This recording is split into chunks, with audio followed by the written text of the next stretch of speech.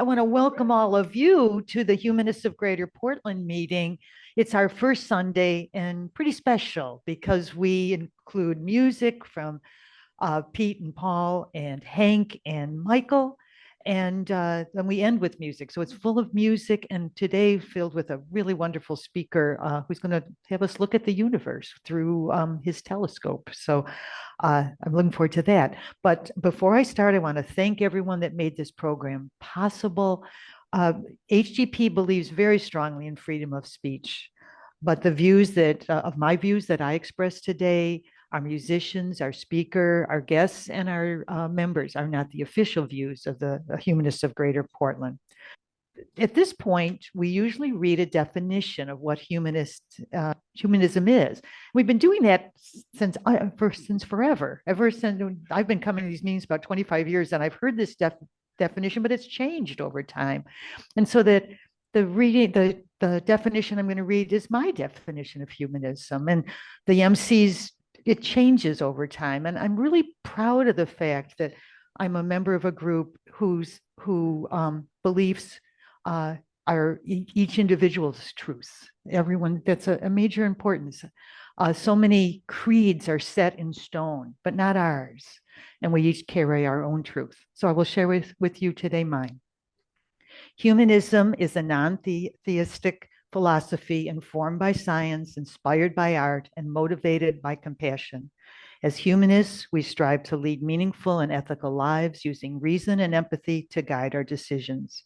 We do this because we honor the fact that this is the only life of which we are certain.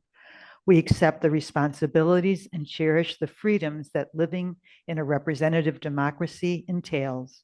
We recognize the dignity and worth of all people and the need to truly listen to others and then find the courage to speak our own truth. Mutual understanding, cooperation, and compromise leads to peace in our family, peace in our community, and peace in our world. Pete and Paul, do you have one last song for us today? No. Please. Do that to me every time. Yeah, this is Across the Universe. Yes. John Lennon.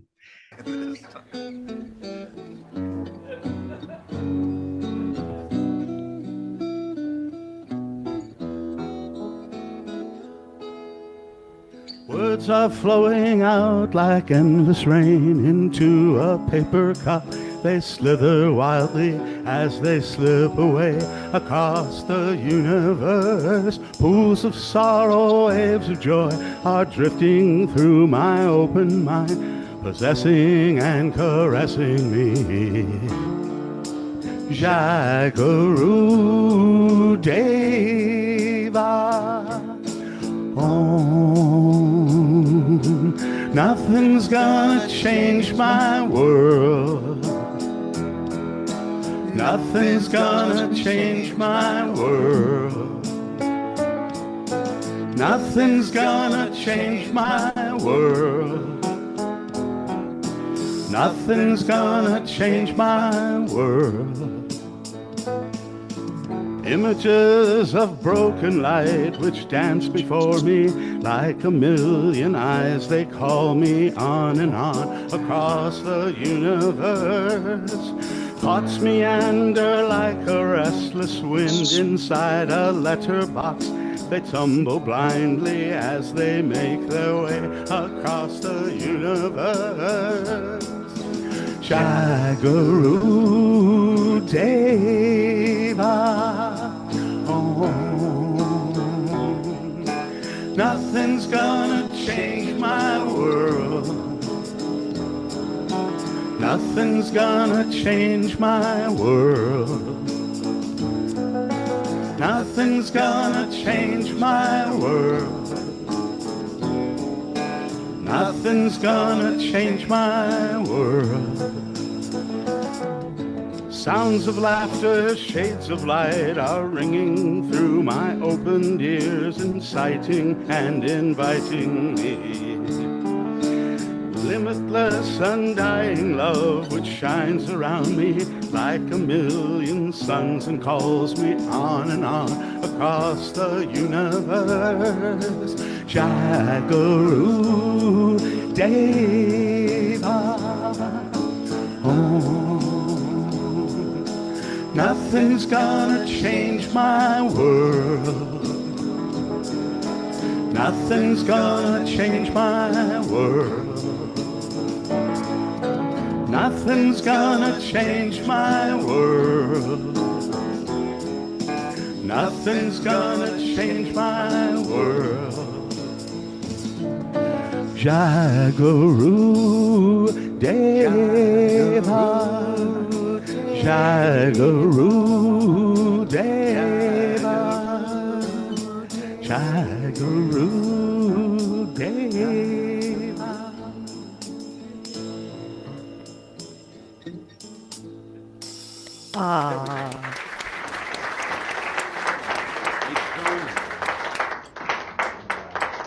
I'd like to now introduce our guest speaker, Dr. Todd Duncan. Dr. Duncan teaches physics and astronomy at Pacific University. The theme of his work is science integration, distilling key insights from science down to their conceptual essence and into a form that helps inform his students' worldview. His educational background includes degrees from the University of Illinois, Cambridge University, and the University of Chicago. Dr. Duncan is the co-author of the college textbook, Your Cosmic Context, an introduction to modern cosmology. I almost said cosmetology. That would not. Cosmology.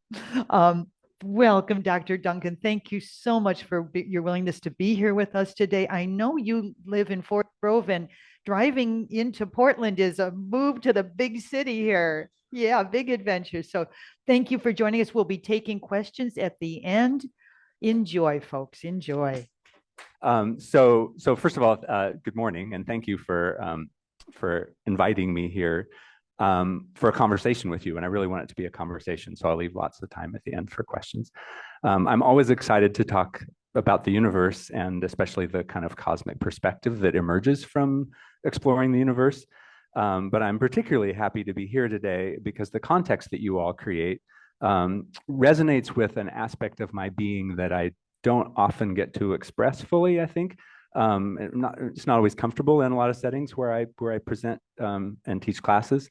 So my journey as a scientist and philosopher and educator, what I often call a science integrator, has been guided and driven by a core feeling that is kind of difficult to describe, but it's basically something like this. I experience myself as a perceiver and a choice maker within the context of a universe, which at least in some sense, right, is external to me.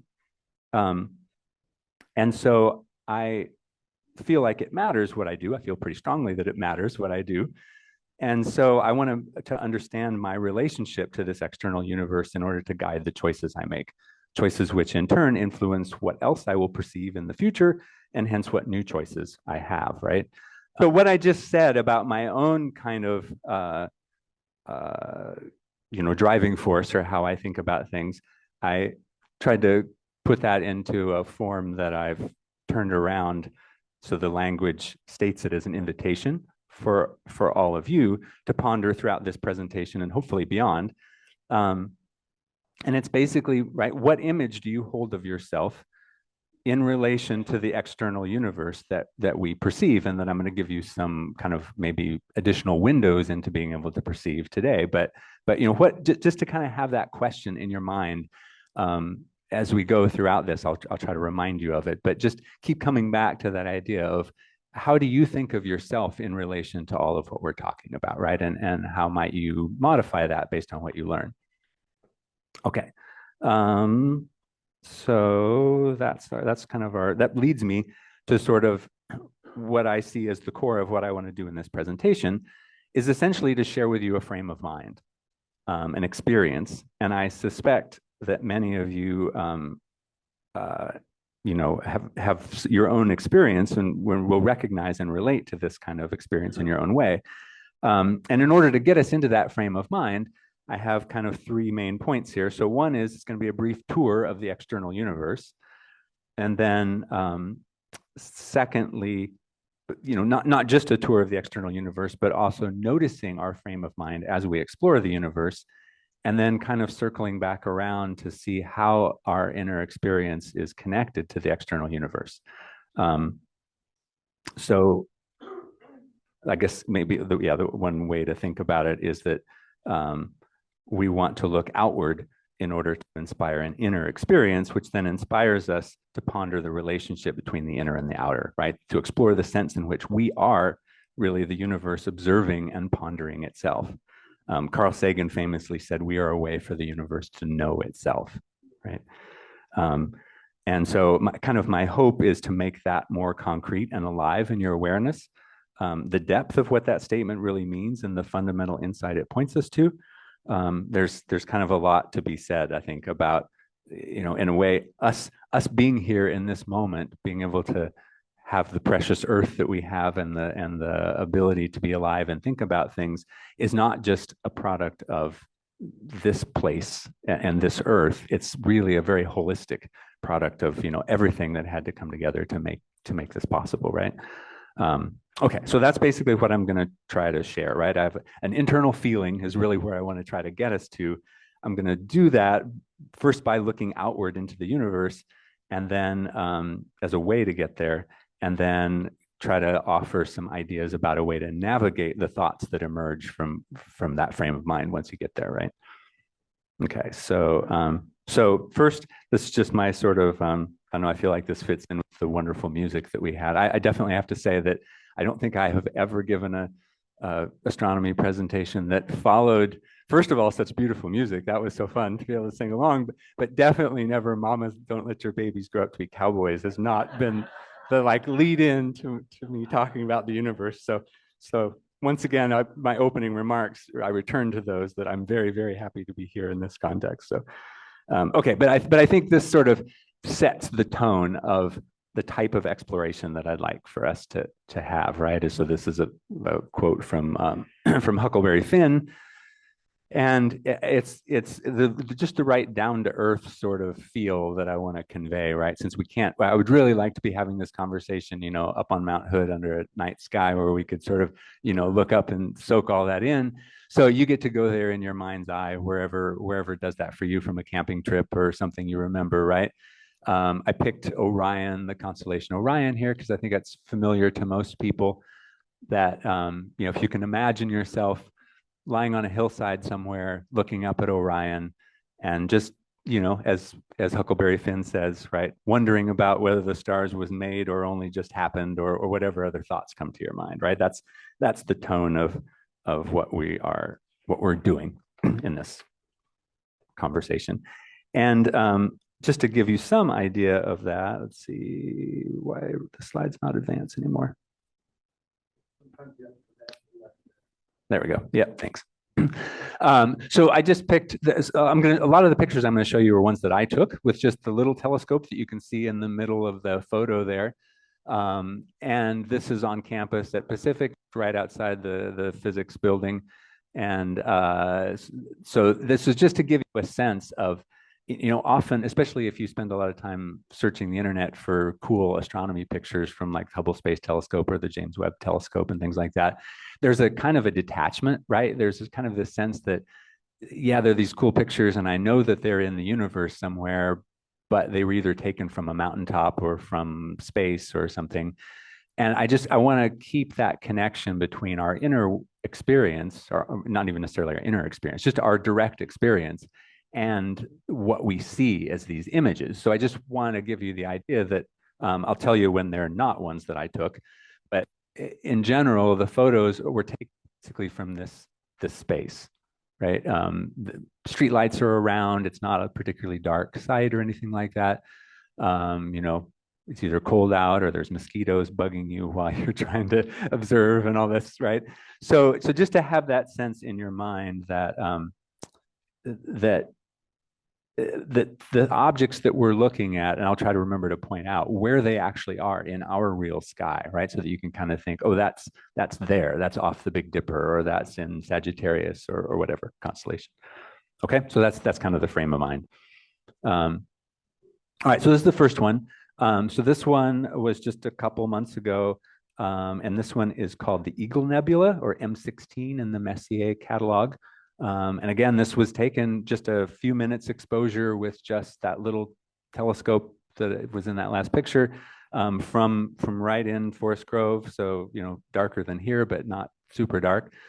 And those of you who are familiar with the famous photo, the Pillars of Creation from the Hubble Space Telescope, the middle region of that, much zoomed in. There are some limitations to having a 4-inch telescope, on Earth in Forest Grove, but that's the context for this, right? So it's about, check my notes to make sure I don't get anything wrong here. So yeah, it's about 6,000 light years away. It is so again, just to orient yourself, this summer, this is near the constellation, maybe even certainly near the constellation Sagittarius. So if you're kind of looking out to the south in the summer sky, low in the horizon, this is there in the sky. It's just our eyes aren't sensitive enough to be able to pick this up. And for a view here, it's about the whole field of view is about the size of the full moon. If you can kind of think of what that is in the sky. So, it's not this, if your eyes were sensitive enough, this wouldn't be invisible to you, right? This is a sizable fraction of the sky that you could see. And I'll come back to that point in a minute. And it's also probably worth noting, it's about 2 million years old, which is actually pretty young for a cluster of stars. And it's a good example, I think, of a region that is a star-forming region, right? So this is kind of like a stellar nursery where stars are being born out of a cloud of hydrogen. The red color indicates the hydrogen in the photo, and then some of the new young stars, or the bright stars that are illuminating it there, right? Okay, and then again, I'm just kind of doing a tour of fun objects that I like. So this one's called the Dumbbell Nebula. This is kind of at the other end of the stellar life cycle. It's sort of through a small telescope without a long exposure. It looks like a little dumbbell. And in this case, the red is hydrogen again, and the greenish turquoise kind of color is oxygen. So, when you hear the idea that we're made out of stardust, these kind of pictures are sort of the literal version of that, where the elements that are now in us were made in the late stages of stars. And this is an example. This is a star kind of like, or was a star kind of like our sun. Gives you an idea about what its late stages of life are. In about, maybe 5 billion years, we will look something like this. So it's a fun, if you want a creative exercise to think about it, it's fun to, try to paint what you think the solar system will look like when it goes through this stage in its life cycle. This one is about 1,400 light years away. And I guess maybe everybody's already familiar with this, but just to make sure, when I talk about distances in light years, right, we're literally just taking the speed of light, 300,000 kilometers a second, and saying, if you let that go for a certain amount of time, that's how far this would be. So, it's easy to throw those numbers around. But, if you think about going to a town at 60 miles an hour, and you would say it's 2 car hours, something like that, right? 6,000 light years, or in this case, what did I say? 1,400 light years.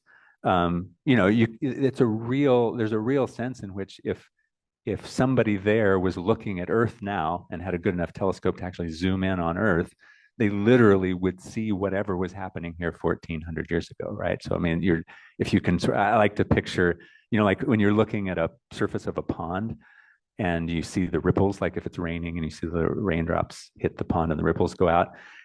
If you just make that 3-dimensional and make the ripples light instead of waves on the water, it's kind of the same thing, right? It's just you can sort of start to imagine space and time intertwined as you look out into the universe, to be able to see something means it's like being a water bug floating on the pond and the ripple happens to pass you, right? To see an event, you have to be at the right place in the right time for the ripple to pass by you. So that's what we're doing when we see these objects.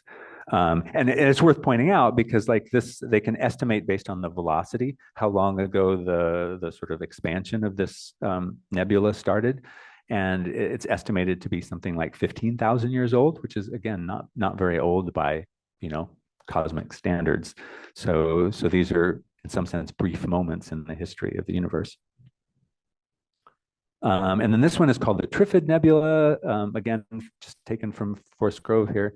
And this is another kind of like that first one, the Eagle Nebula is just a mixture of mostly hydrogen gas in a star forming region. And you can see the dark regions where like dust is obscuring the light behind it. And this one is in the constellation Sagittarius, and it's about 4,000 light years away. So all these things I've shown you so far are, on the order of a few thousand light years away. And then just again, for a sense of physical scale, I'm not sure exactly how they define radius here, but the typical scale across here is something like a few tens of light years. So, 20 light years or something across. And then this one is, I was out with a student, actually the student who helped me with the research that's related to this kind of second half of my talk here.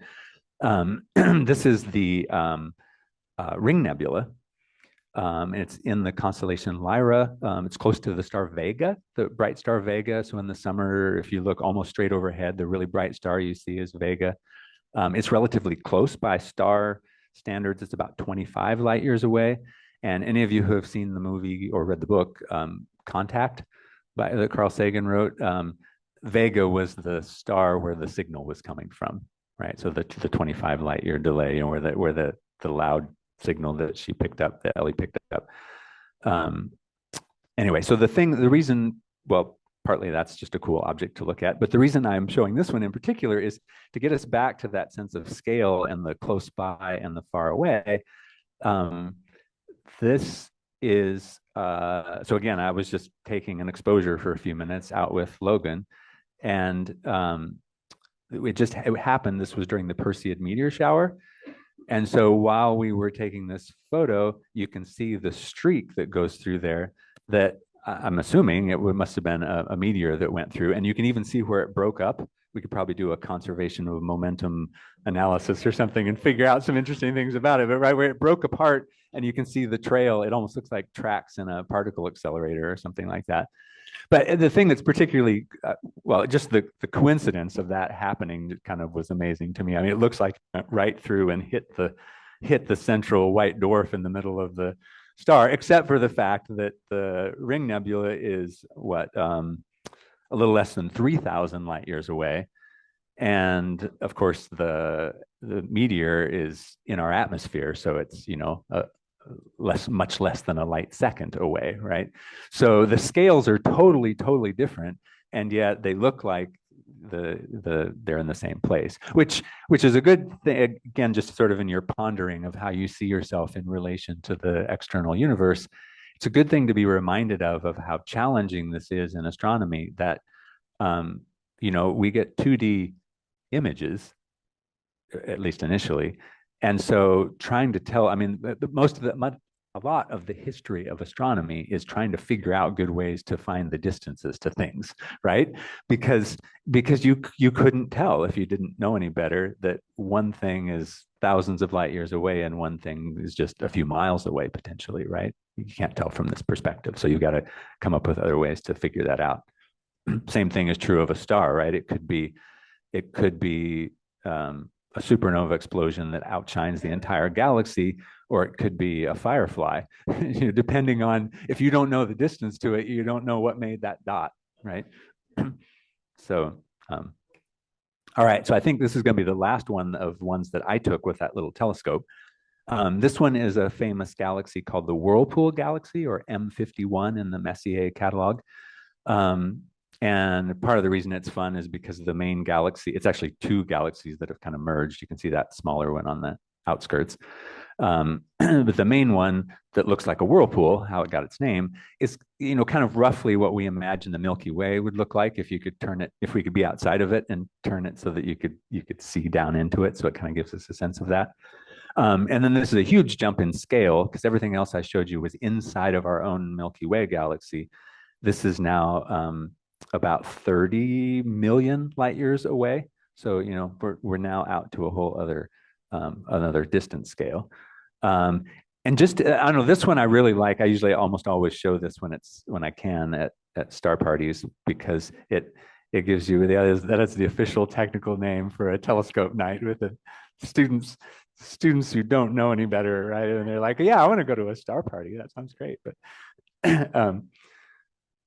so anyway, so this one is usually pretty easy to locate because it's almost everybody knows the Big Dipper, right? So if you can find the Big Dipper and the handle of the Big Dipper, this is just off the end of the handle of the Big Dipper. So if you want to, like, compare looking at this photo with what you can see with your eyes, you can just go look at that spot and you'll just see a dark space there.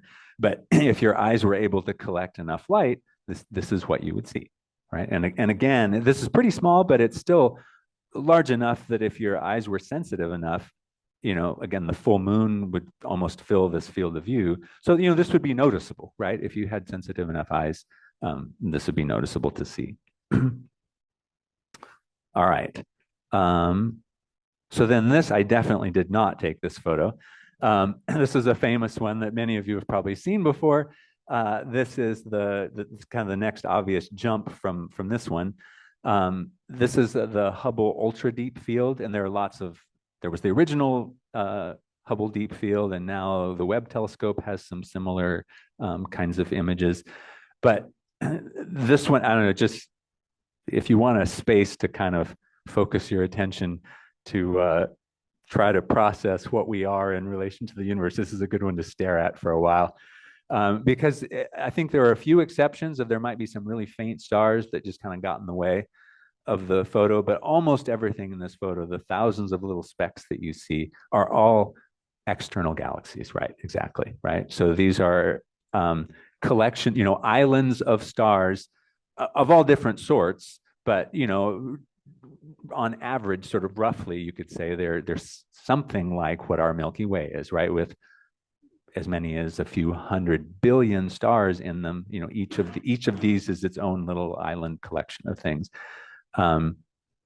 And they, obviously some of them are closer than others. You can find, if you do a Google search for this, you can find kind of 3D fly-through videos where, there are ways, we can talk about that in the questions if people want to know more about it, ways to determine the distances, or at least estimate the distances to these objects. So you can turn it into a 3D kind of a core sample of the universe that you fly through and see where the distances are.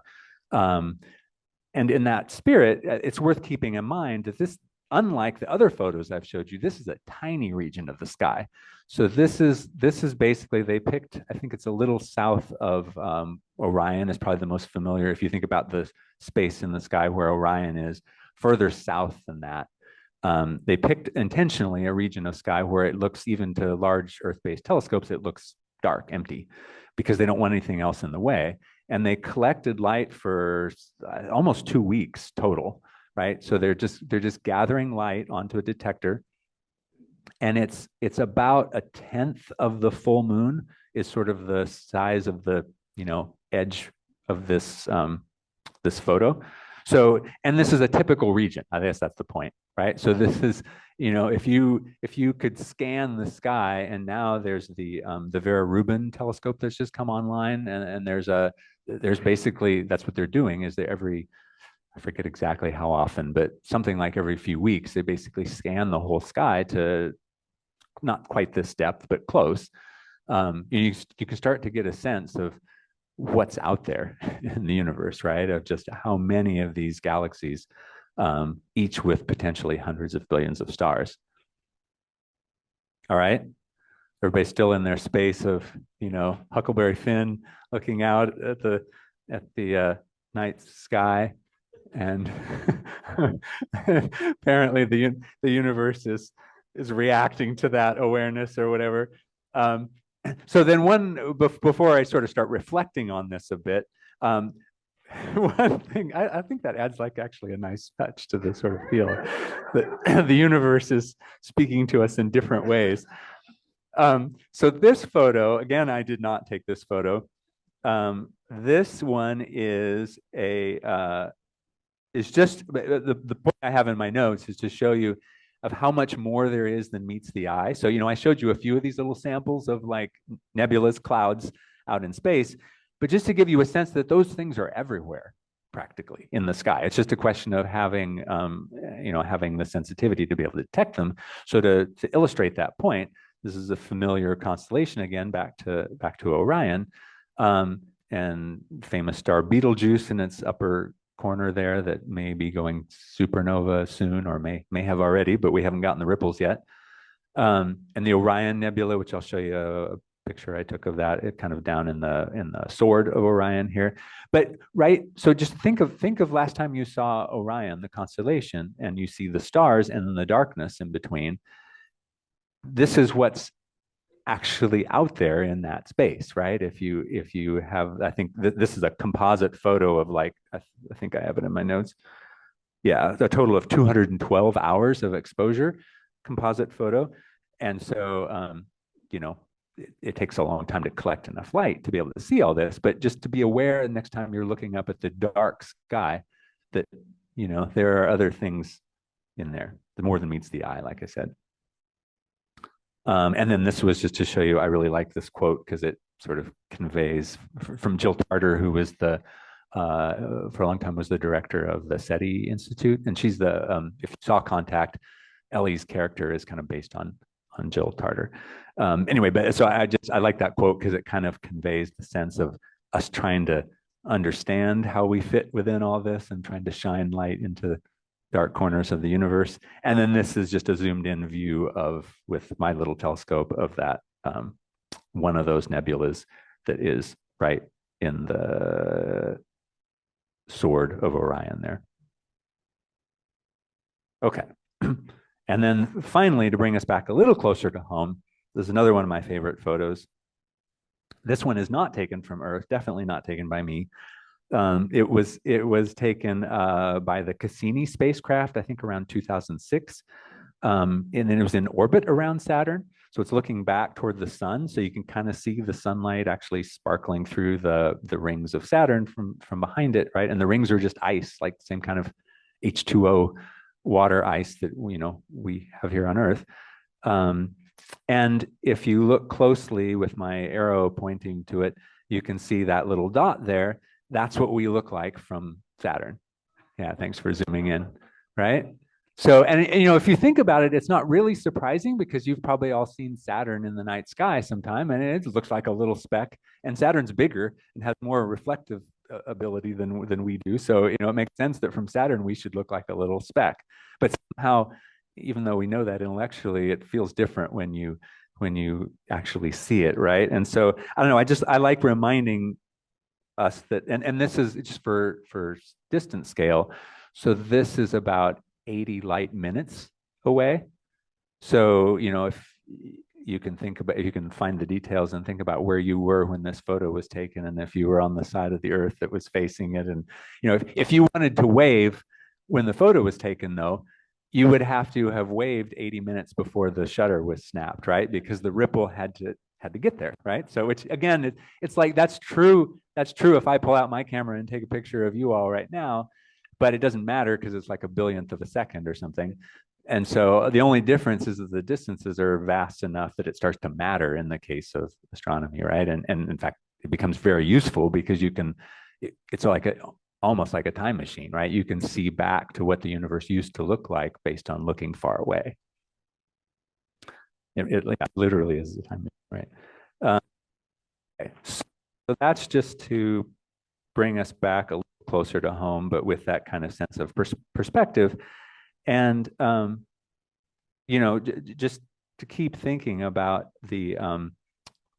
my opening question of what image do you hold of yourself in relation to all of this? Now that I've, forced upon you this kind of tour of what the things are that are out there, it's good to revisit that. And I really like this. I know it's kind of a long quotation to have up here, but I really like this quote from Edwin Dobb, who was a writer. That this article was in Harper's, 30 years ago now. But my main point here is I like the way he conveys the juxtaposition of the outer and this kind of sense of, probably your first reaction from everything I just showed you was, wow, we are so tiny in this huge universe, which is totally true, right?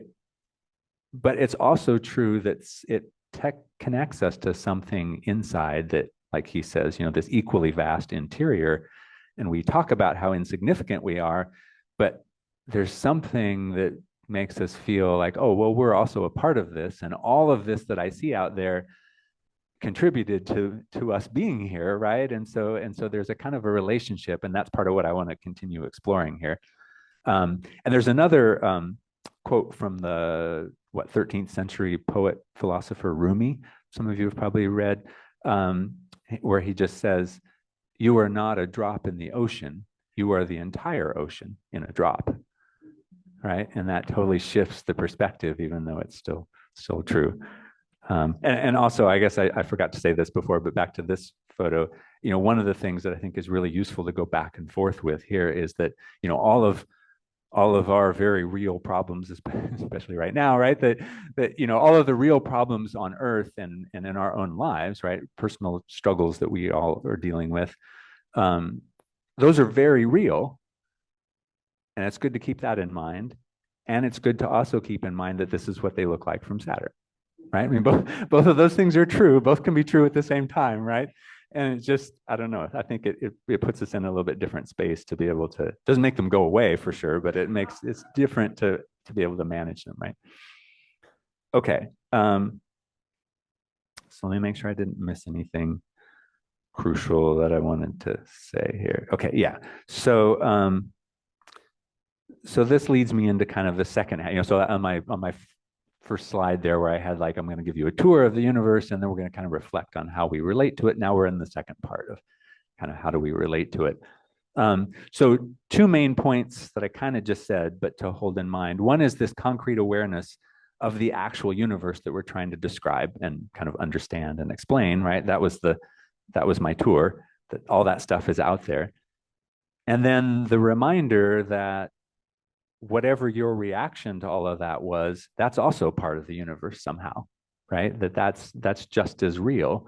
And as we go forward, I want to try to keep those at the forefront of our awareness as much as possible, right? And to recognize that, what we're doing, like as an astronomer, but just as people in general, as we try to understand the universe, what we're always kind of doing is taking in input about what we perceive about the world around us. The telescopes just help us perceive more.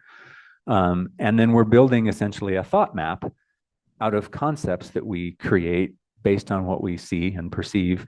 And then we can modify those concepts as we go along as needed. And that's sort of the process of trying to understand all of this, right? And so in my mind, the heart of the issue, of at least one of the most important issues, is this necessary relationship between observers and what we observe.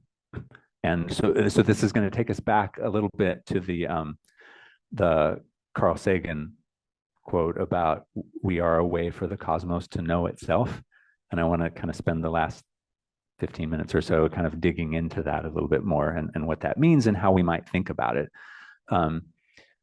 So to emphasize, I guess, that feels most important to me is to recognize that at some point our attempts to describe and maybe explain the universe, we have to come to terms with this, I like to call it the loop of self-reference, right? That we're both within the universe and we're also sort of outside of it because we're sort of a perspective that's talking about it, right? And somehow, and it's buried in that statement that we are a way for the cosmos to know itself, but it's not really obvious from that, right? So just to kind of flesh that out a little bit more, we talk a lot about how we're stardust and we're made out of the stuff that was made through the universe, like through the deaths of stars and so on. And so when we describe the universe, we're describing ourselves. But it's also true that at least in some sense, whatever it is we're describing, we kind of stand apart from it so that we can say, well, that's the universe there. And then we're this mental kind of perspective thinking about it, right? And somehow it doesn't quite feel right to say that it's completely contained in the description, but you kind of see what I mean? Like we're just going to sort of wrestle with that apparent paradox that we're both inside and outside the description of how we formulate what the universe is. So that's what we're going to kind of play around with. And I have managed to, there we go. And so I find that, at least for me, the kind of the best way to really get at this and how to one way to think about it is to have a really specific example where this kind of bubbles to the surface, which is that it's basically, yes, we may be a way for the cosmos to know itself, but why does the cosmos even allow observers, right? Why when you could imagine a universe with no observers in it, and that would be sad for us, right? but how can we think about that, I guess, is sort of my question to explore. And so to do that, and the question I want to start us off with to focus this, that's discussed a lot in, well, I don't know if it's discussed a lot, but it is an interesting question. I'll just leave it at that. I don't want to bias it by who, I don't know who talks about it necessarily. So it's an interesting question, is why is the universe just right for life? There certainly are things written about this, and there's a few examples if you want to learn a lot more about this question. There's a paper by Paul Davies called The Nature of the Laws of Physics and Their Mysterious Biofriendliness. There's a older, long, very thorough, thoughtful book by Barrow and Tipler called The Anthropic Cosmological Principle. There's a paper by Bernard Carr and Martin Rees about the anthropic principle. But all of these things are basically getting at this question about, of all the universes you can imagine, why do we live in a universe that is so finely tuned, it seems, for life to exist? And well, I have lots to say about that, but that's the question, right? So if you're bothered by that statement of the question, don't worry, I'll bother you with other things in a minute. So we'll come back to that, but that's the starting point for the question, right? To make our exploration concrete, I guess I should re-summarize.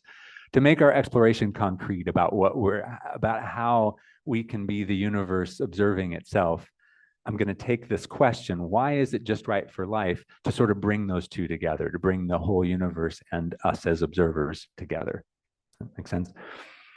Okay, so so to kind of delve into that a little bit more, I mean, this is an especially relevant question, given that, as I just tried to demonstrate, we're tiny compared to I mean, we just seem like such an insignificant sort of speck in all of things. Why did it bother to make life and observers? I mean, when it seems like maybe it could have not done so. Okay, so in order to think somewhat realistically about this, right, I need to at least give you some basis for what I'm even talking about here.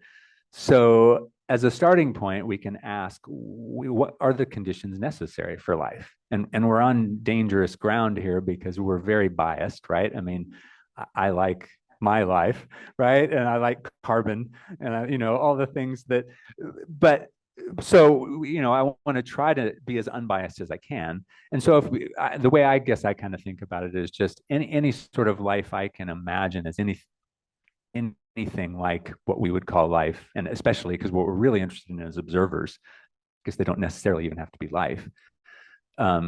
You need something that can store information, right? You need, we have a particular way of being able to process information with our structure, our brains, and so on.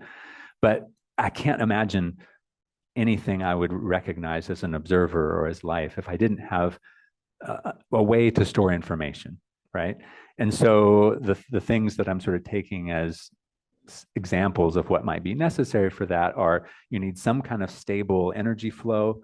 You need energy to form bonds and so on, to make structures that can store information. You don't want violent inflows of and erratic inflows of energy, because then it'll blow things apart. So just as an example, some of you may have heard about a lot of the kind of habitable zone planets that are being identified now as exoplanets, maybe around red dwarf stars, so much smaller, cooler stars than our sun. But if the planet is close enough to them, then they could be in the zone where liquid water could be, and so on, right? One of the challenges, if you think there's going to be life there, is that those stars tend to have flares and tend to not be as stable in their life as we are. So you can imagine some, the primordial soup of life that starts forming, and then, then it gets fried by a flare from then to start over again, right? And so there's lots of complications to things like that. So one of the special features of where we are that we should be grateful for is that we are in a place where the sun has been pretty remarkably stable for many billions of years, right? And so that allows time, which I have on here, right, for the conditions for structures to emerge. And we need the building blocks for such complex structures, which comes back to needing the rest of the universe, because we had to have stars to actually make the building blocks that could then exist in these stable energy flow situations and then form life, right? So, you could come up with lots more, but this is just to kind of give us an idea. And then I just put this picture back in here to remind us that, that some of those kinds of conditions are the ability for objects like this to form throughout the universe, because these are the places where these kinds of solar systems like we live in emerged. And that leads me to the idea that a whole bunch of things had to happen, right? In order for, you can't just pick that one spot. You have to shape how you want the whole universe to be in order for those kinds of spots to exist anywhere. And so this is, my sort of playful version of this, right? If you're gonna have something that's gonna set the conditions for the universe, why not a penguin to be in charge of the controls, right? I mean, you can pick your favorite creature. But the idea of this is just to focus your attention on the fact that, right, if you are going to, these general conditions of things like having stable energy flows and complex molecules and things like that depend on fundamental laws of the structure of the universe, not just on the details in that one place. Like, so for example, right, if the universe, we know that the universe is expanding, space is expanding. If it was expanding much more rapidly, things would have diffused away too fast for any kind of structure to form, and then we wouldn't have had any of these conditions. If it was expanding more slowly, it would have recollapsed, and again, we wouldn't have had enough time for these conditions to form. And the more you dig into it, especially that paper by Martin Rees and Bernard Carr really digs into this in detail. If you want to see that it just becomes, the more you look into it, the more special the parameters have to be to leave any kind of room for what we would think of as life to evolve, right? So I just picked a few of the speed of light. You could imagine if you were going to make up your own universe as a video game, right? You could pick the speed of light, whatever you want. You could pick the strength of gravity between two protons or something as whatever you want. The charge, just start thinking about all the supposed coincidences of, like, why is the electron charge exactly the same magnitude as the proton charge so that they cancel out, right? And where couldn't they have been a little bit different if you were setting, if you were the penguin controlling the levers or whatever, right? So that's the space to kind of be thinking about, is that there could be a wide, if you were imagining any kind of universe that could have been, there are a lot of universes you can imagine in which nothing like us would have ever formed, and maybe even where observers of any kind would have never formed. And so that gives us the ability to kind of refine my initial question. Now I can ask it basically as a kind of a fine-tuning question, is the way people often say it, is out of all the values that the fundamental constants could in principle take, at least we think they could have taken, why do they fall within a narrow range that's what Paul Davies calls the bio-friendly range, right? The range that makes life possible. And so a nice image of a dartboard is a good way to think about this, right? If you can think of this, the dartboard surface area represents all the possible values of all these parameters that control the structure of the universe, and the bio-friendly values are some tiny little region in there, maybe the bullseye or whatever. Yeah, exactly, right? Okay, so then it becomes, the question then becomes to explain why do we live in a universe that is right in the bullseye. And so here are just some common solutions that you find in the literature about this. One is, of course, there could be a designer of some kind, maybe that penguin that we saw there, right? That some entity that builds a universe, that's external in some way. That's its own whole thing we have to think about, right? Of that just chooses a universe to be suitable for life, and then it's equivalent to like placing the dart. It doesn't matter that the surface area is much smaller for the special conditions than for all the possibilities. If the dart was placed right where it needed to be, right? That's the sort of fine-tuning argument. A kind of a similar spin-off of that is the simulation one that's become kind of popular recently, of the idea that we're somebody's video game, essentially, right? So there's some other, it just sort of just moves the problem back, right? It's just like somebody else's universe somehow emerged, and then of course they wanted creatures like us in their universe so they could play fun video games with us, and so they picked the constants to be how they had to be. Kind of the other side of it, if you think in the dartboard analogy, if you think of these are all placing the dart, the other analogy is just throw a lot of darts, right? So this is sort of the multiverse version that's pretty popular with physicists these days, is the idea that it's like natural selection on a cosmic scale, right? So basically, if yes, we live in a special conditions of a universe, but it's the conditions are chosen randomly, and there's a whole bunch of universes. And so, it's not so surprising that one of the darts happened to hit the bullseye if you throw 1 million darts, right? Or way more than 1 million, actually, but yeah. Okay, so, and those are fine. And those are, those one or more of those solutions may actually be relevant to the resolving this puzzle about why the universe is just right for life. But I think that, like, I don't find them very satisfying, right? And I think that this is the reason, is that I think we're sort of making an assumption that's hidden in all of this, which is that we're assuming that what we're calling life is sort of an extra add-on to a self-contained physical description of the universe, right? So, we're basically imagining that there's this humming along physical universe that's doing its universe thing, and that what we're calling life and observers is one particularly, like I say here, fragile and fickle structure that could just as well not have formed. So then we've backed ourselves into this corner where we have to ask this question, well, then why did it form if it didn't need to? But anyways, so I just want to point out that there's an assumption there, which is that we're assuming that you can have a universe without life, and which I think most of us would probably be happy with that being possible. But if we make it a little broader, well, I'll be interested to see what you think. So if we make it a little broader, maybe I can convince you that maybe that's not possible. So before we get there, I need to just introduce a phrase that some of you maybe have heard of, the anthropic principle, which basically means what its root word, anthro, for human.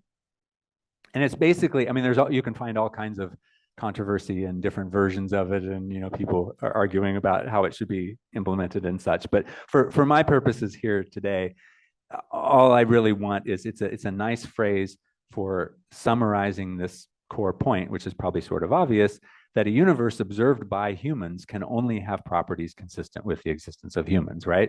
So, we're unavoidably biased about the kind of universe we can be in to talk about, because we're here, right? So it may be that a lifeless universe is totally possible, but that's not going to be the one that we're going to be having this conversation in, right? So whatever the reason is. So that's basically the anthropic principle in general, is just that notion that we're unavoidably biased like that. I think it's really useful, I sort of hinted at this before, it's really useful to generalize that, though, and to go beyond humans and just say, well, what about the possibility of observers at all?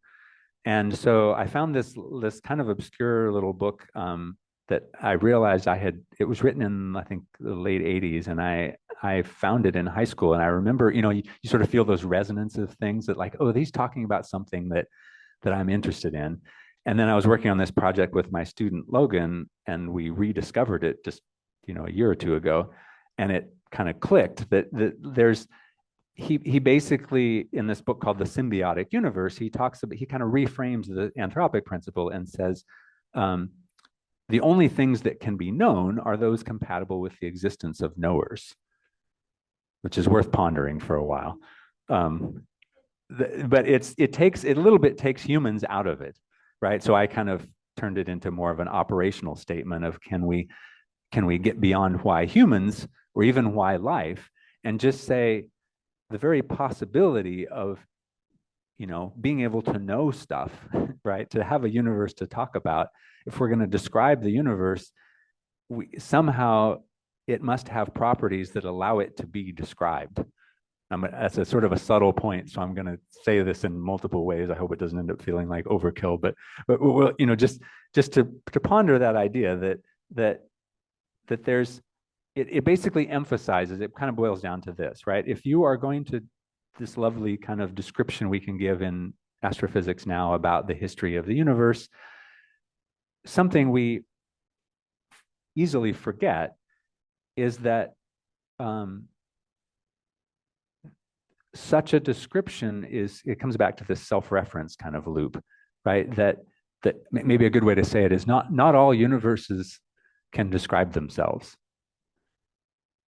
if that makes sense, right? You sort of have to have in order to give a description, in order to sort of observe a universe and talk about it, there has to be some sort of point of view that describes, kind of like making a map, right? You have to have made a map to talk about. And you can put a representation of yourself as the person who made the map kind of in the map, but it's not going to quite be fully you. It's going to be a representation of you, but it does restrict what kind of maps you can make if you're going to include yourself in there, right? Does that make sense? Because you sort of have to, the description you give, like in an extreme case, if I gave a description that was just the universe is nothing, then that doesn't have the capacity to even support you being in there, right? And so you can't, so a universe of nothing can't describe itself. And so the point that I'm trying to get at here is that there really is, I just said it one more way here, is that there is actually a restriction. If we think about, remember all those possible universes, if we want one that can be described, that puts restrictions on what the kind of universe can be. It actually constrains what the properties have to be. It doesn't necessarily have to have life, but it has to have some sort of ability to kind of represent structures that can complete that loop, and what Greenstein calls the symbiotic, universe. Yep, I'm almost there. So anyway, so if this is just saying the same, if you ask, can there be a universe without life? The answer seems to be sure. Why not? Make any kind of universe you want. But if you rephrase it as, can you have a description without a kind of perspective that describes, then that changes the question, right? So, so I just put this in terms of a little table to show the difference. So the first row is, the old way of asking it and the potential answers. And then this is what I'm kind of proposing for you to think about, is a new way to ask it as well. Why does a description of the universe have properties that support the capacity to represent describers? Well, it has to. It's almost like if you didn't, we couldn't describe it. All right. So then this is just the same thing again. If you want to be really metaphysical about it, and you want to if you want to imagine that there can be a universe that is completely undescribed, and you're perfectly welcome to stay in that world and just somehow let it be undescribable. But as soon as you're going to actually describe it and do all the things where you talk about the history of the universe and what's in it and all that sort of thing, then that's going to put constraints on what is possible. All right. So anyway, so I think there's all kinds of possibilities for that. Maybe there are some things in physics about what, some of the really fundamental questions, like why is the universe expanding? Why are the laws what they are? Why is there dark matter? There are lots of questions that maybe would be amenable to kind of looking at it from this kind of framework. So that's just sort of a fun thing to think about. That's, a couple of years from now, ask me to come back and maybe I'll have some things to say about that. And then, so just the very last point, I think I'll actually just, the main thing I want to point out about this is just that that I think it really matters. You know, the image, back to my original question, of the image that we hold of ourselves in relation to the universe really does matter, right? And how we see ourselves affects how we make choices and how we interact with people, and, you know, our state of mind. And so I think it's really worth thinking about, you know, this, rather than, I guess it's sort of back to the Rumi quote, we are not a drop in the ocean, we are the entire ocean in a drop. If you start seeing yourself as sort of an expression of the creative capacity of the universe to kind of experience itself, and you see that as what you're doing and what your sort of role is playing in all of this, I think it's just a fruitful place to go with how to think about ourselves within this context, and maybe gets out of some of the what, nihilism, or, you know, so some of the kind of sense that, oh, we're just specks in a vast uncaring cosmos. We can kind of turn that around and see ourselves as expressions of this ability for the cosmos to know itself. So there's lots more to be said about that, but I want to hear what you all have to say and ask. So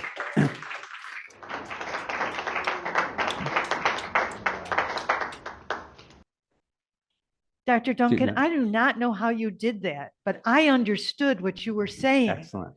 And I am, wow. Well, and I'm sorry for going, I meant to leave even more time for questions. No, we're going to be okay. We're going to be okay. So all right. do you want to choose questions? Hang on 2 seconds. Anybody that wants to ask a question, raise your hand and you'll get a number. Anyone on Zoom that wants to ask a question, put your name in chat, or ask like a 1-sentence question and I can read it. Listen, folks, we're going to have lots of questions, and I want you to keep it to one question, and you may have a sentence or two explanation, but I'm going to be really strict about this because I'm watching Jeff pass out buttons. And I will just say, to ease the pressure on that, my email's on the slides, and if you don't get to ask a question and you want to talk more about it, just send me an email and got it. Go from there. Sounds wonderful. Okay. Question number 1 here in Friendly House. Go ahead. So I've always liked Richard Feynman's quote that the universe isn't just stranger than we think, it's stranger than we can think. Yeah. And so I wonder whether you'd agree with the notion that why questions are philosophical, but how questions are scientific. Yes. And that most of our work is devoted to how questions rather than why questions. Yes. And thank you for that question. Yeah. So would I agree with that? So yes, I would. And the reason that I sort of followed the path that I have followed in the sort of science integration sort of thing is I personally think it's important that there be more of a bridge, right? That sort of I think it's dangerous for the why questions and the how questions to be too separated from each other, because I actually think that, I mean, that's what I was maybe trying to demonstrate a little bit, is I think if we learn about the how questions with an eye toward what do they actually tell us about, can we sort of distill them down into what do they tell us about our worldview or our philosophical perspective, I think they do have something to say about that if we approach them that way. So I don't know, that's just my opinion, of course, but I think it's valuable to carefully, because it's also valuable to make sure we get things right and are rigorous, and it's dangerous to have too many of our own preferences, you know, sort of interfering with that. But I think it's useful to bring them together. Thank you. Yeah. Thank you. We have a question from the Zoom audience. Dave Gray wonders, how is the distance of galaxies, nebulous measured, whether it's in light years or some other unit? How does that happen? Yeah. So like I kind of mentioned, a lot of the history of astronomy is like people coming up with clever ways to do that. I guess the core of many of them is a technique that's usually called standard candle, and it basically just boils down to if the room lights are completely dark and you don't have any idea where I am, and you see a light and you see how bright it looks to you, you have no idea how far away it is. But if I tell you it's a 100-watt bulb, then certainly if you've taken a physics class at least, right? You can figure out how far away it is because of how light spreads out and gets dimmer with distance, and you can actually calculate the inverse square law of how far away it is. So basically, if you know, a lot of research is the quest for standard candles, right? Like you've probably heard of like type 1a supernova or particular kinds of stars. If you know what the intrinsic brightness, the kind of wattage of an object is, then if you see how faint it looks, you know how far away it is. So like if you look up in the night sky is probably a good concrete way to do it.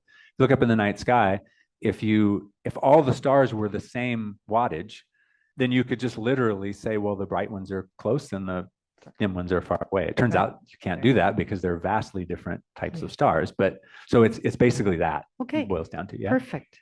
We have question number 3 here at Friendly House. Go ahead, please.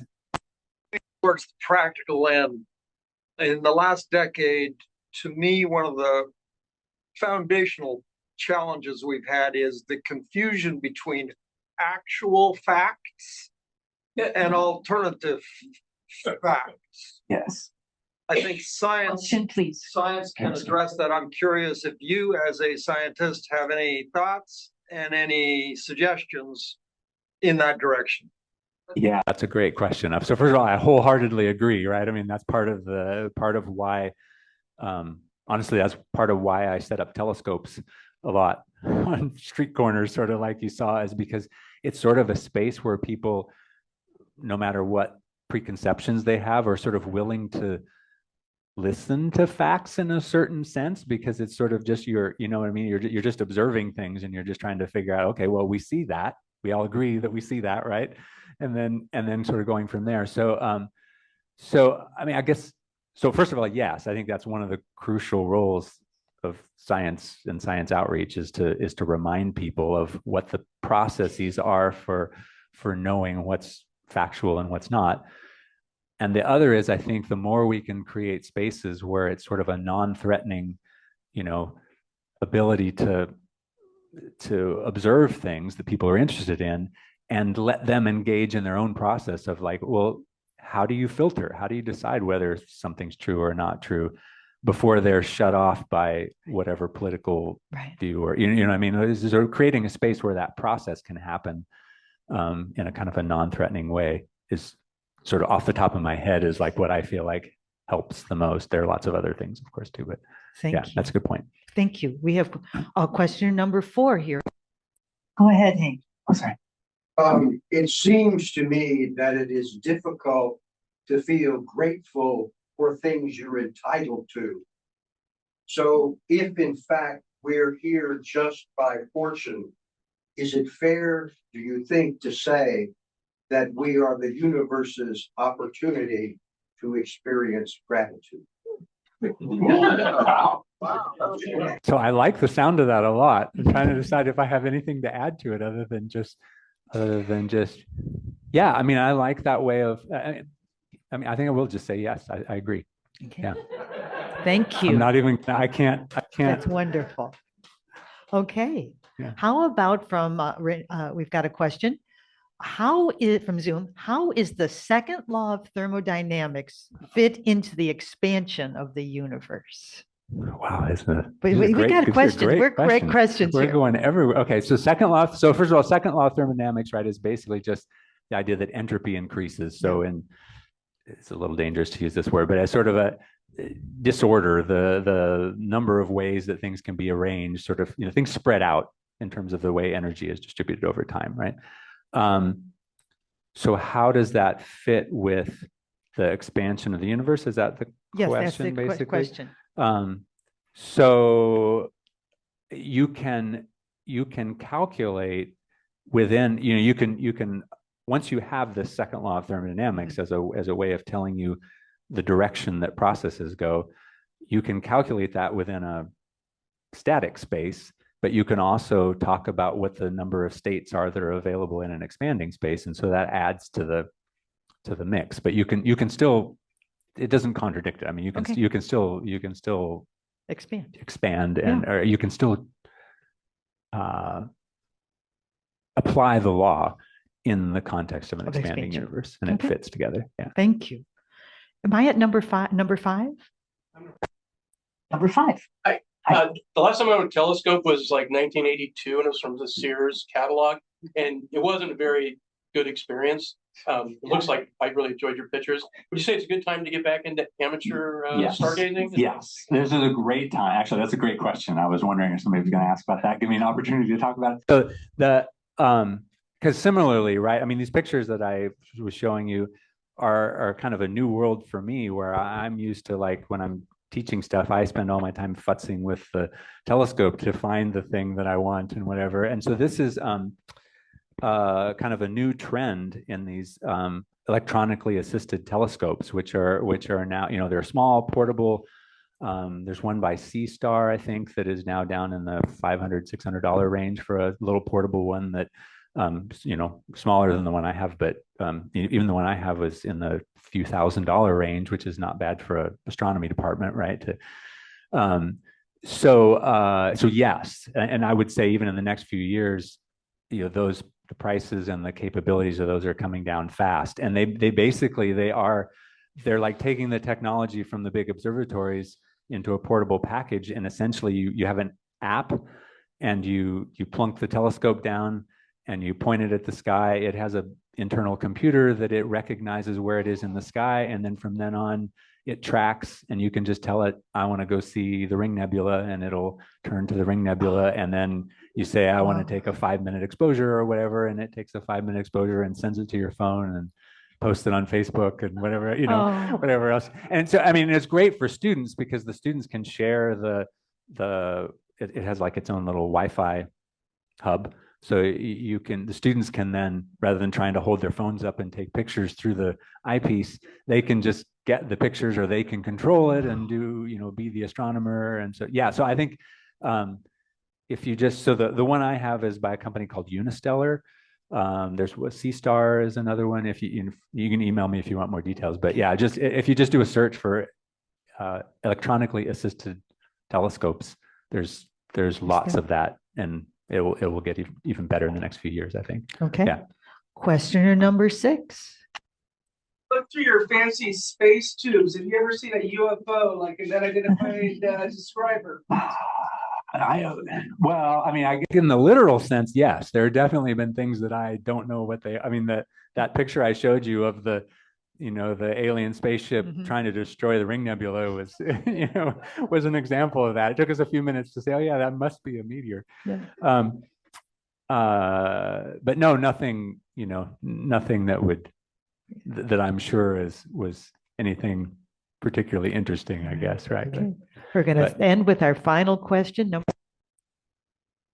Well, I've been watching some YouTube videos by people who claim to be physics professors, but I ask myself sometimes, maybe these people are just lunatics, and they talk about how, according to Einstein, the time at which something happens may be different because of the characteristics of the observer.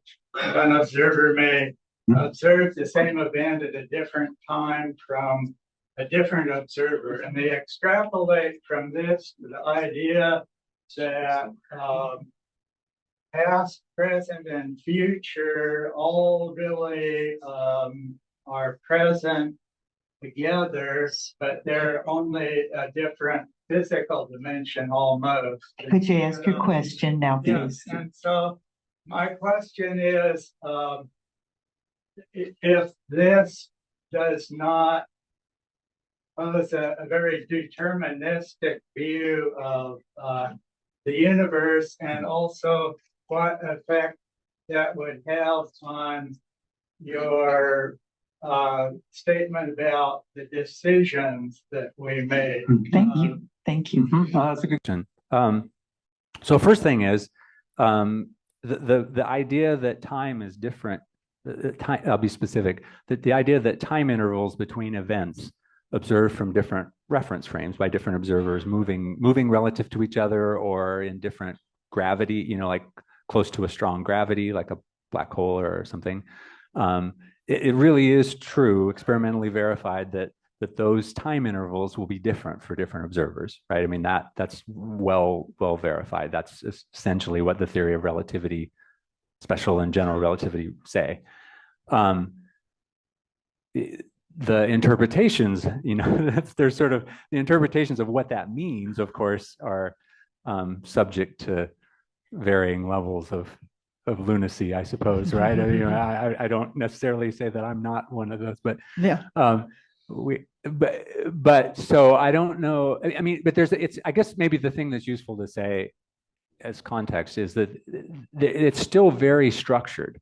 It's not a free for all. Like, it doesn't just open it up to being like time and space can be anything you want. There's still very specific laws about how things are related to each other, and I think they do still allow for, there's a region of things that you can influence, sort of, causally connected things that you can influence, and there are a region of things that you don't have access to that you then can't influence, and in those cases the time ordering can even be shifted, but it preserves an ability to make choices that sort of seem logically connected, I guess, in a local sense.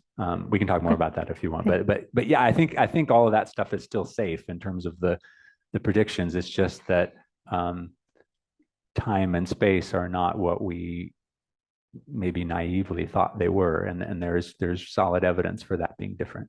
Thank you. Yeah. Dr. Duncan, Oh, this has been wonderful. I can't thank you enough. Thank you all. In this time of kind of trouble, like we've been, we're important. I mean, that's what you tried to tell us today. We are important. Yeah. Thank you so much. Thank you. Can't thank you enough for this really inspirational Oh. presentation. You're very welcome. And like I Oh. said, thank you for the context. I mean, the music was wonderful, and it's Yeah. just, this is like the best framework to talk. Thank you. So, Thank you so much.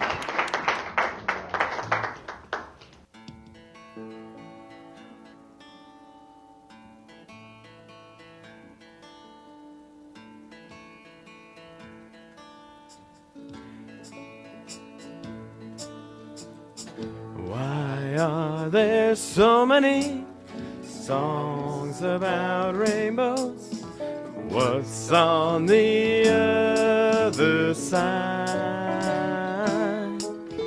Rainbows are visions, but only illusions. Rainbows have nothing to hide. So we've been told, some choose to believe it. I know they're wrong, wait and see. Someday we'll find it, the remote connection, the lovers, the dreamers, and me.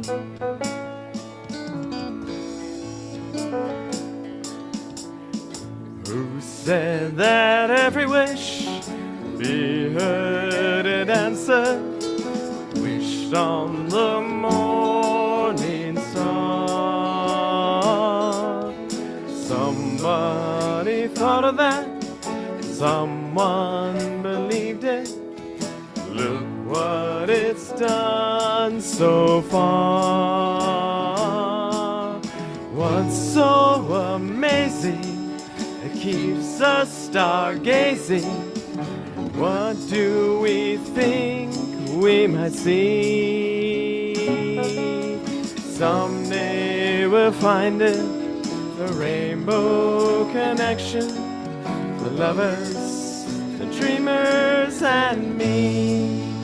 All of us under its spell, we know that it's probably magic.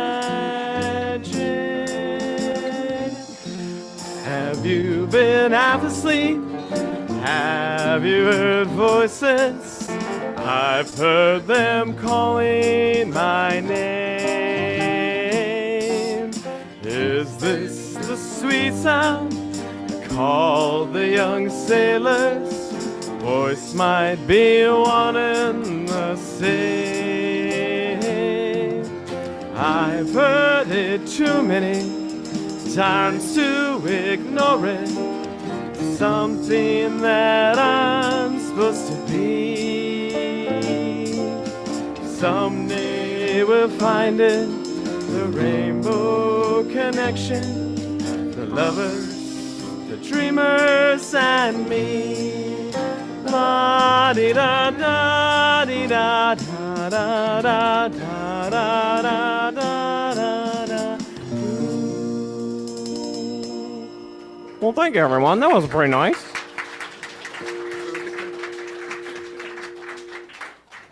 And this final song, we're truly blasting off into space so we can appreciate this wonderful world that we live on.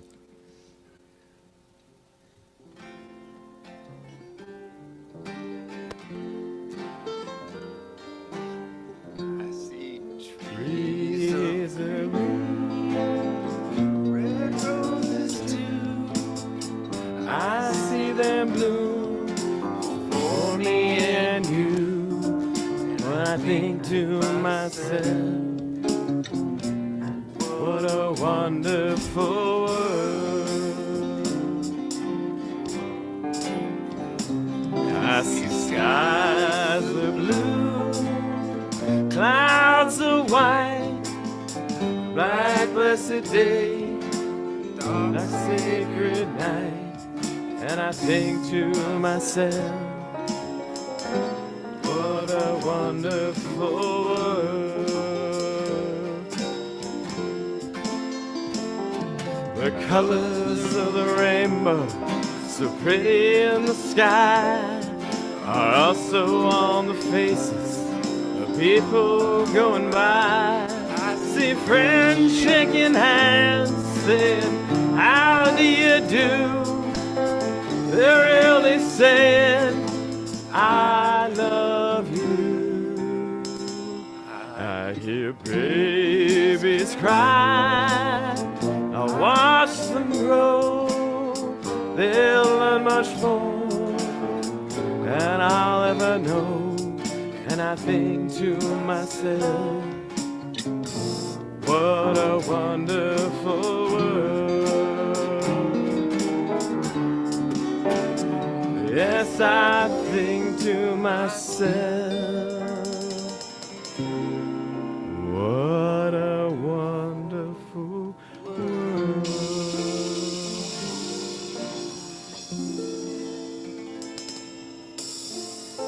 Thank you, everybody.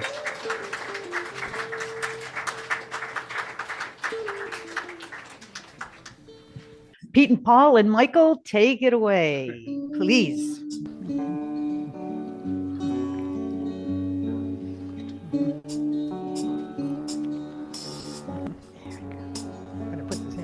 Summer's end, around the bend, just flying.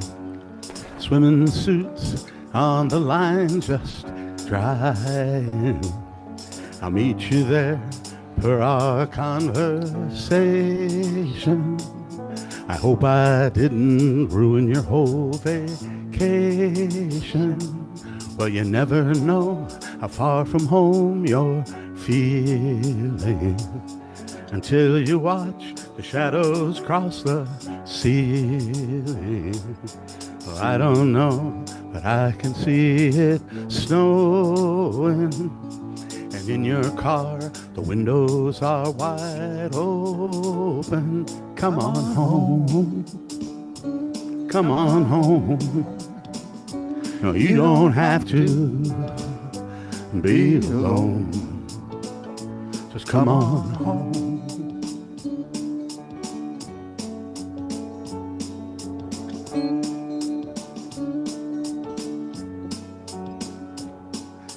Valentines break hearts and minds at random. That old Easter egg ain't got a leg to stand on. Well, I can see that you can't win for trying. And New Year's Eve was bound to leave you crying. Come on home. Come on home. Now, you don't have to be alone. Come on home.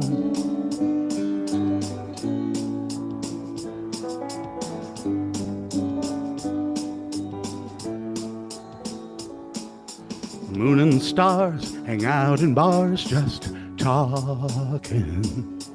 I still love that picture of us walking, just like that old house we thought was haunted. Summer's end came faster than we wanted. Come on home, come on home. No, you don't have to be alone. Just come on home, come on home. No, you don't have to be alone. Just come on home.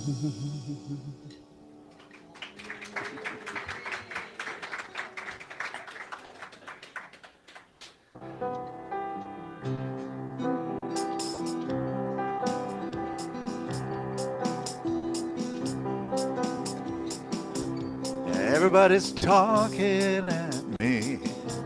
I can't hear a word they're saying, only the echoes of my mind. People stopping, staring. I can't see their faces, only the shadows of their eyes. I'm going where the sun keeps shining through the pouring rain, going where the weather suits my clothes, banking off of the northeast wind, sailing on a summer breeze, skipping over the ocean like a stone.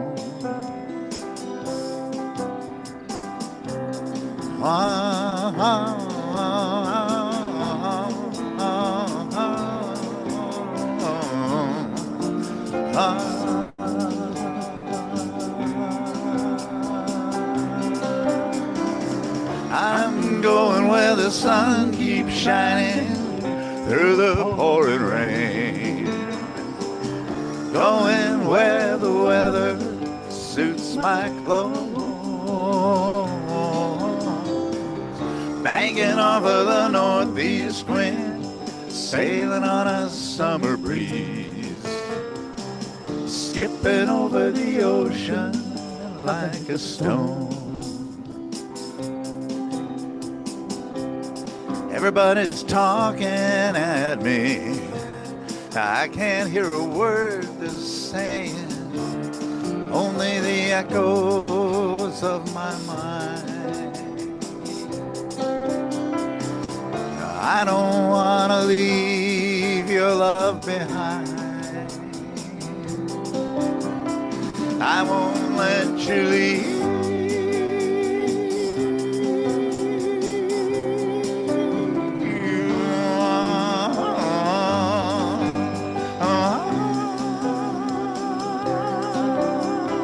I don't want to leave your love behind. No, I won't let you leave.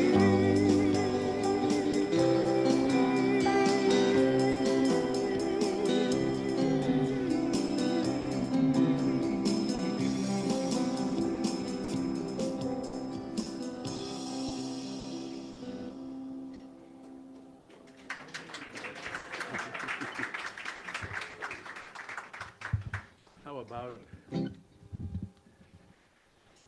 who knows how long I've loved you? You know I love you still. Will I wait a lonely lifetime? If you want me to, I will. For if I ever saw you, I didn't catch your name, but it never really mattered. I will always feel the same. Love you forever and forever. Love you with all my heart. Love you whenever we're together. Love you when we're apart. And when at last I find you, your song will fill the air. Sing it loud so I can hear you. Make it easy to be near you. For the things you do endear you to me. Ah, you know I will. I will.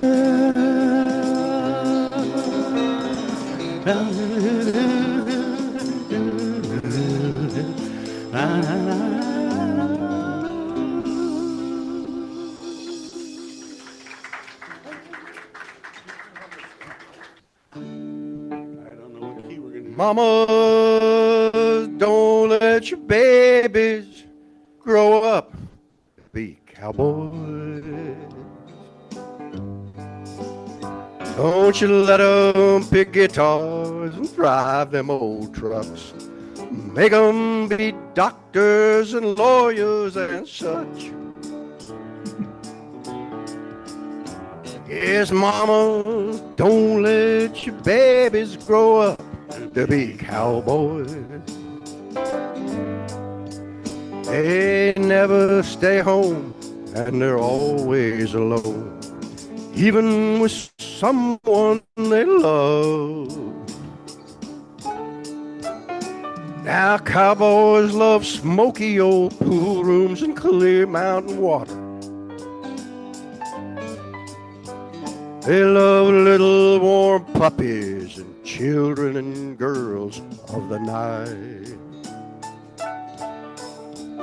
They love Lone Star belt buckles and old faded Levi's and nights that end in the day. And if you don't understand him, he don't die young. He'll probably just walk away. So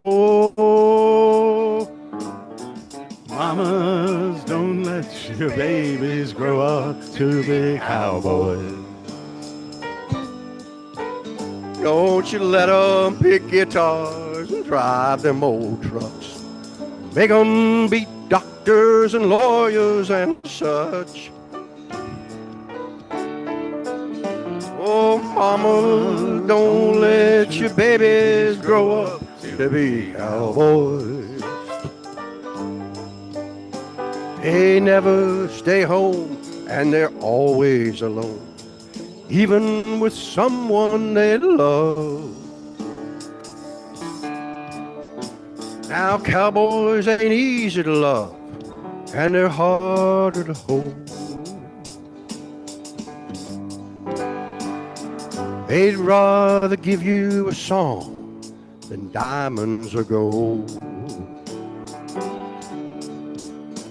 And them that don't know him won't like him, and them that do sometimes won't know how to take him. He ain't wrong, he's just different, but his pride won't let him do things to let you see that he's right.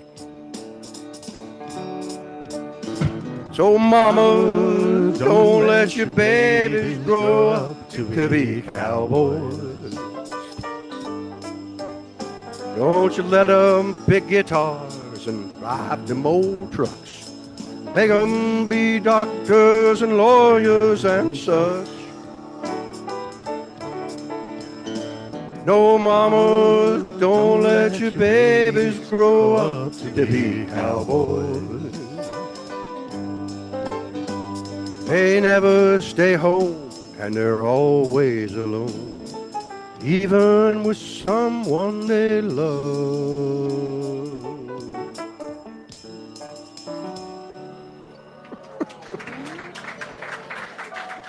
Y'all made that turn out sweet anyway. That's what we do. That was just the way we rehearsed it. Yeah, just the way. Rehearsal Get in on the road mind. again. I don't get on the road to play music. I get on the road to go fishing. So here we go. On the road again. I just can't wait to get on that road again. The life I love is going fishing with my friends. I can't wait to get on that road again. On the road again. Going places that I've often been, but seeing things that I may never see again. I can't wait to get on that road again. On the road again. Band of gypsies, we go down the highway, insisting that the world keeps turning our way and our way. On that road again. Just can't wait to get on that road again. The life I love is going fishing with my friends.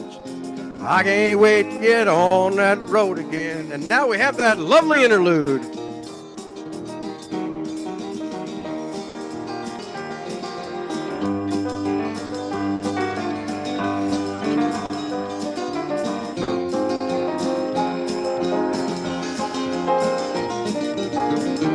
All together now, on that road again. I just can't wait to get on that road again.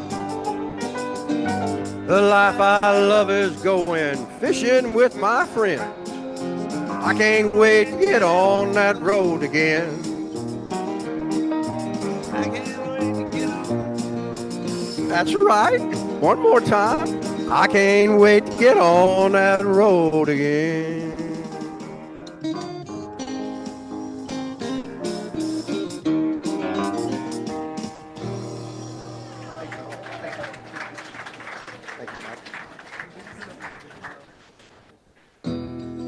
All of which has nothing to do with the song.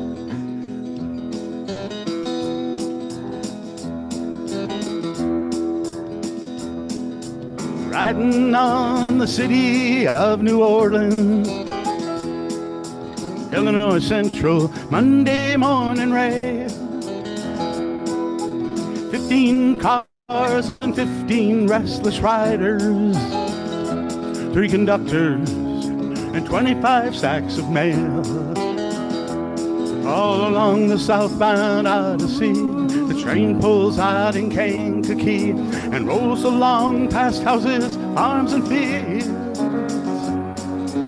passing trains that have no names and freight yards full of old black men in the graveyards of the rusted automobiles. Everybody. Good morning, America, how are ya? Don't you know me? I'm your native son. I'm the train they call the city of New Orleans. I'll be gone 500 miles when the day's done. Dealing card games with the old man in the club car. It's a penny a point, ain't no one keeping score. Pass the paper bag that holds the bottle. Feel the wheels rumbling neath the floor. And the sons of Pullman porters and the sons of engineers ride their father's magic carpets made of steel. And mothers with their babes asleep, rocking to the gentle beat, and the rhythm of the rails is all they feel.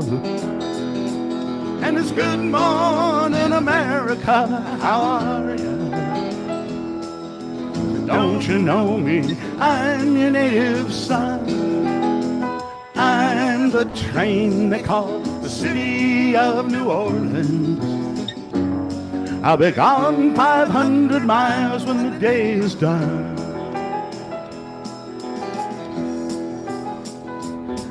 Now it's nighttime on the city of New Orleans,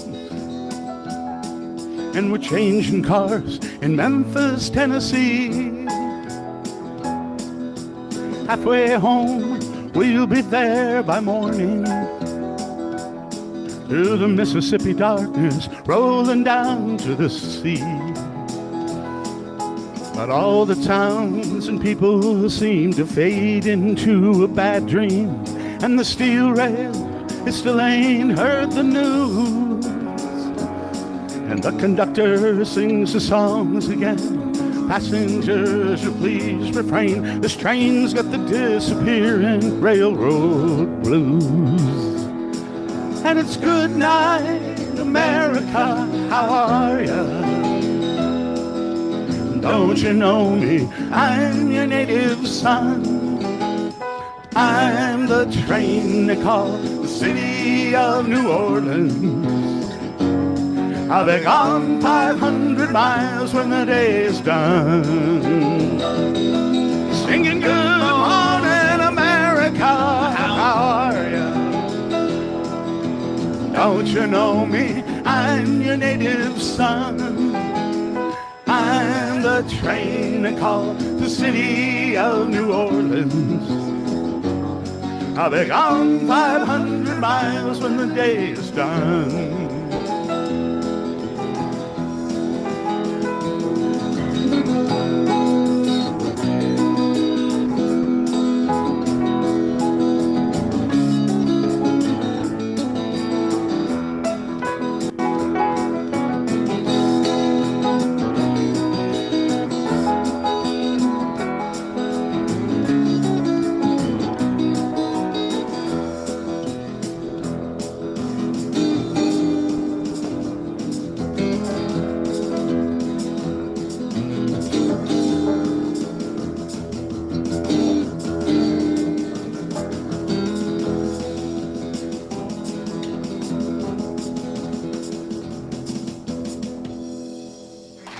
Oh, guys. Oh. This